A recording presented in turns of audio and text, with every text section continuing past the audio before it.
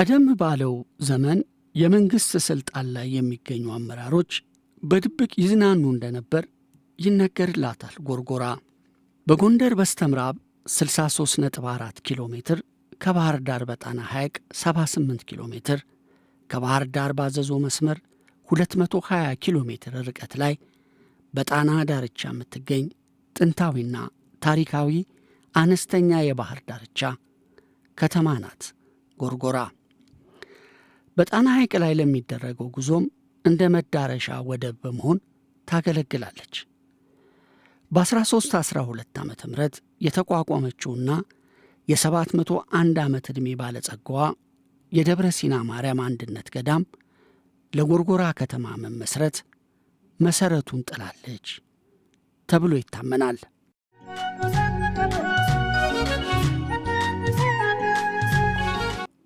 የጎርጎራ ከተማ ኋላ መቅረትም ከዚህ ክስተት ማግስት ይጀምራል። የነገሥታቱ የቤተ መንግሥት ፍርስራሾች ዛሬም በቦታቸው ለታሪክ ምስክርነት ተቀምጠው ይገኛሉ።